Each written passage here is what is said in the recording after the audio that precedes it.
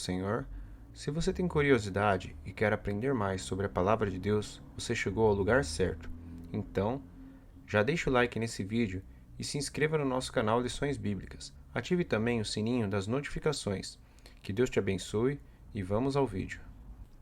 No vídeo de hoje, nós vamos falar sobre a Arca da Aliança.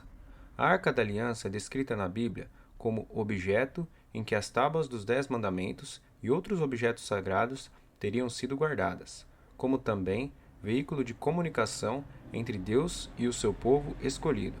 Foi utilizada pelos hebreus até o seu desaparecimento, que, segundo especulações, ocorreu na conquista de Jerusalém por Nabucodonosor II. Segundo o livro de 2 Macabeus, geralmente presente somente nas Bíblias católicas, o profeta Jeremias foi o responsável por escondê-la no Monte Nebo. Função e simbologia da arca. A partir do momento em que as tábuas dos 10 mandamentos, a vara de Arão e o pote de maná escondido foram repousados no interior da arca, ela é tratada como o objeto mais sagrado, como a própria representação de Deus na terra. A Bíblia relata complexos rituais para se estar em sua presença, dentro do tabernáculo. Segundo a Bíblia, Deus revelava-se como uma fumaça que se manifestava com sua Shekinah, que quer dizer presença. Tocá-la era um ato tolo, pois quem a tocasse seria morto, razão pela qual existiam varas para o seu transporte. A arca como um instrumento de guerra. A arca representava o próprio Deus entre os homens.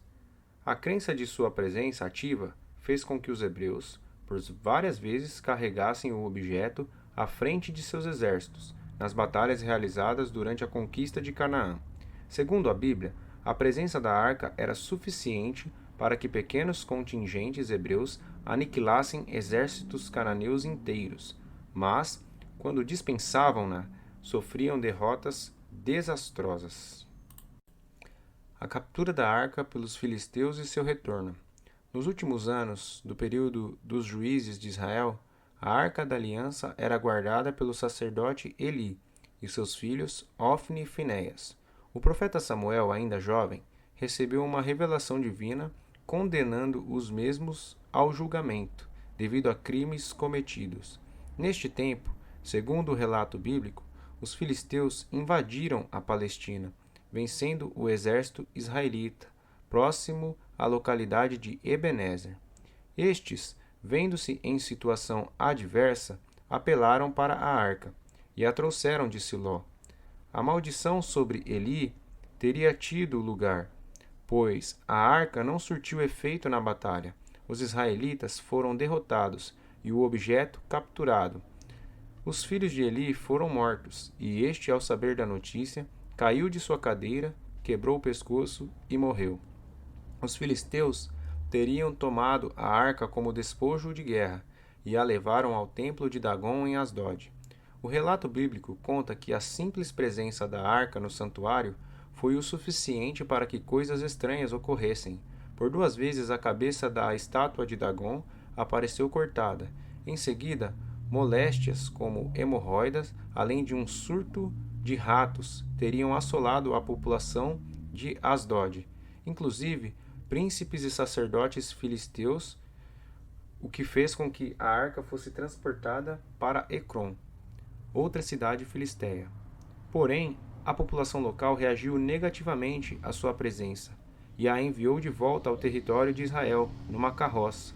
O tempo de permanência da arca na Filístia teria sido de 7 meses. A carroça, puxada por vacas, parou em Bet-Semes, onde foi recebida por um certo Josué. Os betsemitas, movidos pela curiosidade, olharam para o interior da arca e morreram instantaneamente fulminados.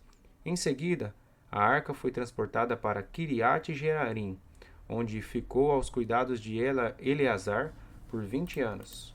A arca em Jerusalém e o templo de Salomão.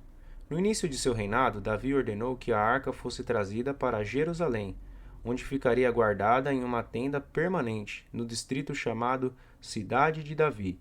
Com o passar do tempo, Davi tomou consciência de que a arca símbolo da presença de Deus na terra, habitava numa tenda, enquanto ele mesmo vivia em um palácio. Então, começou a planejar e esquematizar a construção de um grande templo.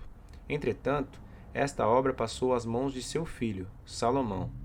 No templo foi construído um recinto, chamado na Bíblia de Oráculo de Cedro, coberto de ouro e entalhes, 2 enormes querubins de maneira à semelhança dos que havia na arca, com um altar no centro onde ela repousaria.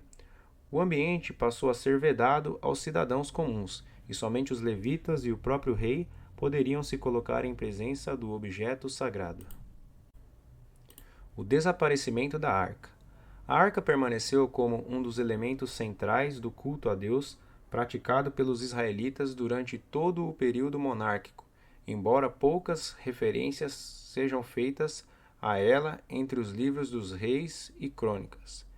Em 605 a.C., durante a primeira invasão a Judá, depois em 597 a.C., segunda invasão a Judá, e 586 a.C., terceira e última invasão a Judá, Nabucodonosor II, rei da Babilônia, invadiu o reino de Judá e tomou a cidade de Jerusalém.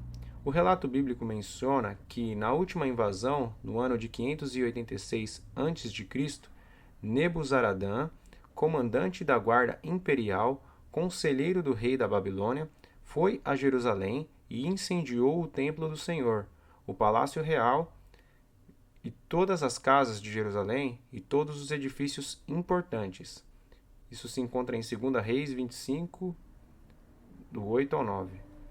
Depois desse grande incêndio que teria destruído todo o templo e a cidade de Judá, a Arca da Aliança desapareceu completamente da narrativa bíblica, e não há mais menção dela a partir desse ponto, pois o próprio relato se torna vago quanto ao seu destino. Para os católicos que se utilizam da Septuaginta, escrituras sagradas na versão grega, o desaparecimento da arca é narrado no livro de 2 Macabeus, não aceito pelos protestantes e pelos judeus, que só aceitam as escrituras em hebraico. Nessa situação, o profeta Jeremias haveria mandado que levassem a arca até o Monte Nebo para ali esconder em uma caverna.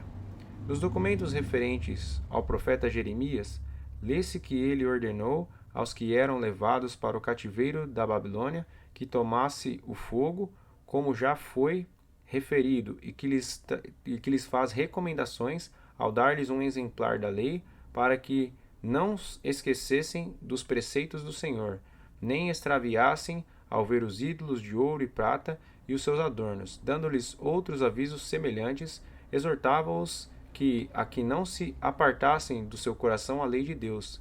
Lia-se também nos mesmos escritos que este profeta, por uma ordem particular recebida de Deus, mandou que se levassem com ele o tabernáculo e a arca. Quando escalou o monte a que Moisés tinha subido para ver a herança de Deus, tendo ali chegado, Jeremias achou uma caverna, pôs nela o tabernáculo, a arca e o altar dos perfumes, e tapou a entrada. Alguns dos que o seguiam voltaram de novo para marcar o caminho com sinais, mas não puderam encontrá-lo. Quando Jeremias soube disto, repreendeu-os. Sabeis, disse-lhes, que este lugar ficará incógnito, até que Deus reúna seu povo disperso, e use com ele de misericórdia. Então descobrirá o Senhor estas coisas, aparecerá a majestade do Senhor, e ver-se-á uma nuvem, como apareceu no tempo de Moisés, e como quando Salomão pediu que o templo fosse gloriosamente santificado. 2 Macabeus 2, do 1 ao 8. Em uma das visões do apóstolo João, ele relata ter visto a arca no templo de Deus, no céu, depois da visão dos 24 anciãos prostrados, adorando a Deus e pedindo o extermínio dos ímpios e o juízo final. O relato de João está em Apocalipse, capítulo 11, versículo 19. Então, abriu no céu o templo de Deus, apareceu a arca do seu testamento, no seu templo. Sobrevieram relâmpagos, vozes e um terremoto, e uma grande chuva de pedra. Então, o que podemos tirar conclusão desse vídeo aqui é que, segundo o livro de Apocalipse, capítulo 11 e 19, a arca ela está nos céus, ela não pode mais ser encontrada aqui na terra. E segundo alguns judeus que escreveram lá o livro dos Macabeus, a arca foi escondida pelo profeta Jeremias em um local que infelizmente não se pode se encontrar nunca aqui na terra, a não ser quando se cumpra a profecia que foi descrita pelo profeta Jeremias. Ou seja, essa arca dificilmente vai ser encontrada e é isso. Esse é a conclusão aqui desse estudo. E se você chegou até aqui nesse vídeo, eu peço que por favor você deixe o seu like, compartilhe esse vídeo com mais alguém, esse vídeo de estudo, de informação bíblica. Que Deus abençoe a sua vida em nome de Jesus.